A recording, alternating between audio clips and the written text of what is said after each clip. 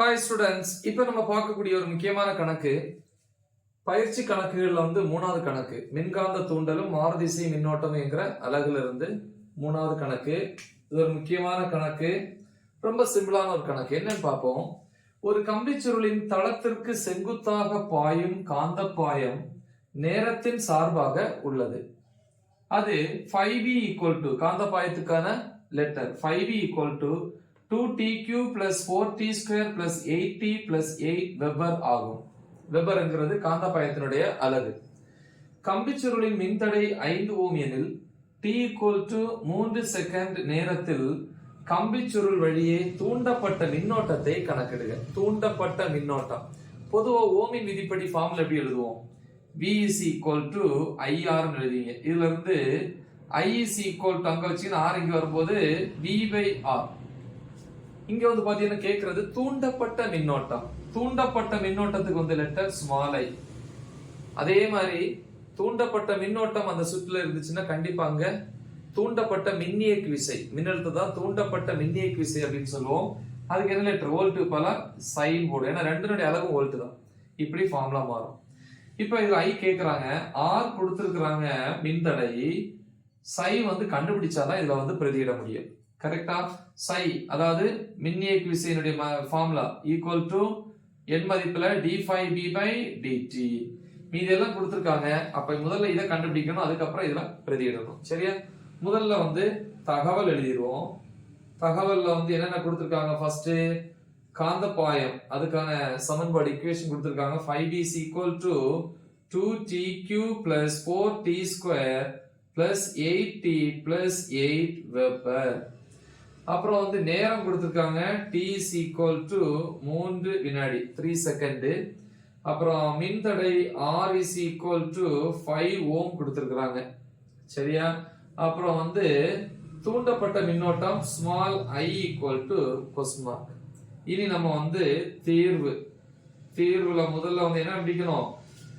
இந்த தூண்டப்பட்ட மின்னியக்கு விசை கண்டுபிடிச்சாதான் மின்னோட்டம் கண்டுபிடிக்க முடியும். சரியா? அப்ப தீர்வுல தூண்டப்பட்ட மின்னியக்கு விசை ஃபார்முலா என்ன? psi = d∅b/dt. பை இப்படி போடலாம், இப்படி போடலாம். சரி, நெக்ஸ்ட் ஸ்டெப் பார்ப்போம். psi = d/dt. d/dt of 5b. 5b என்னது? 2tq plus 4t² plus 8t plus 8. இனி இதை வகைக்கெழு எடுக்கணும், differentiation.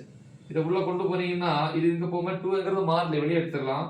2 d/dt of dtq plus 4 தனியா எடுத்தீங்கன்னா இது உள்ள கொண்டு போகும்போது d/dt of t² plus இது உள்ள கொண்டு போகும்போது 8 வெளியே எடுங்க, மாறலி.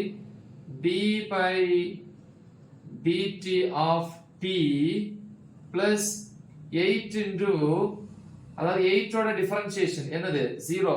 ஏன்னா இது ஒரு மாறிலி, மாறிலியினுடைய வகைக்கெழு என்னது? 0ன்னு படிச்சிருக்கீங்க. இப்போ ஒரு ஃபார்முலா நீங்க படிச்சிருக்கீங்க. என்ன ஃபார்முலானா d/dx of x power n formula. என்னது? n into x power n minus 1. இதான் பயன்படுத்த போறோம். அப்ப முதல்ல is equal to 2 into t⁵. அதாவது n பிளேஸ்ல 3 இருக்கு. அப்ப என்ன வரும்? இந்த இடத்துல மாத்தும் போது t³ இருக்கா, n பிளேஸ்ல 3. அப்ப n க்கு பதிலா 3, x க்கு பதிலா t, n minus 1 னா 3 minus 1. அப்ப என்னாச்சு? 3t². கரெக்டா? அப்ப t³ க்கு என்ன வரும்? 3t² plus 4 into அப்ப இது 3 முன்னாடி வரும் t². அப்ப இது 2 முன்னாடி வரும் 2t⁴1 2t வரும். இது வேணா கேன்சல் பண்ணிக்கலாம், plus 8. ஓகேவா?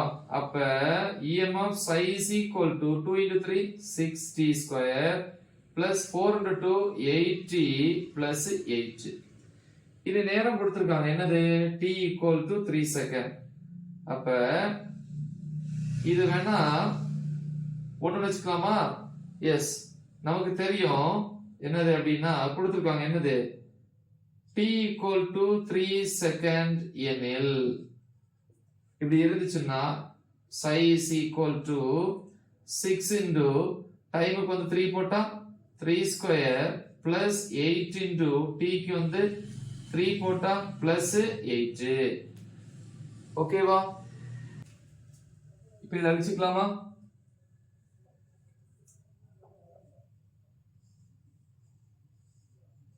சரி, நெக்ஸ்ட் ஸ்டெப் பாருங்க. இது எப்படி எழுதலாம்? மின்னியக்கு விசை equal to 3 square 9 9 into 6 54 plus 8 பெருக்கல் 3 24 பிளஸ் 8 அப்ப எவ்வளவு ஆச்சு? Equal to 54 20 74 4 78 78 8 86 volt. மின்னியக்கு விசையினுடைய அலகு 86 வோல்ட். இப்ப இது கிடைச்சா இனி I தூண்டப்பட்ட மின்னோட்டம் கண்டுபிடிக்கலாம். கரெக்டா? therefore தூண்டப்பட்ட மின்னோட்டம் இதை அழிச்சிடுறேன். ஃபார்முலா கீழே எழுதுவோம். I equal to psi by R. இதை அழிச்சிடுறேன். தூண்டப்பட்ட மின்னோட்டம் கரெக்டா? I is equal to psi by R. அப்ப I equal to psi அதாவது மின்னியக்கு விசை 86 by R வந்து எவ்வளவு? 5 ஓம். அப்ப 5 வகுத்தா என்ன வரும்? 8ல வந்து 5 ஒரு தடவை, மீதி 3 36 7 தடவை இருக்கு இல்லையா? 7 5 35, மீதி 1 இருக்கு, அதுல போகாது. ஒரு 0 ஆட் பண்ண 10, 10ல 5 2 தடவை இருக்கு. அப்ப தூண்டப்பட்ட மின்னோட்டம் 17.2 ஆம்பியர். மின்னோட்டத்தினுடைய அலகு ஆம்பியர். இவ்வளவுதான். மிக முக்கியமான ஒரு கணக்கு. நல்ல தெளிவா பிராக்டிஸ் பண்ணுங்க. மறக்காம இது உங்க ஃப்ரெண்ட்ஸுக்கு ஷேர் பண்ணுங்க. All the best. தேங்க்யூ.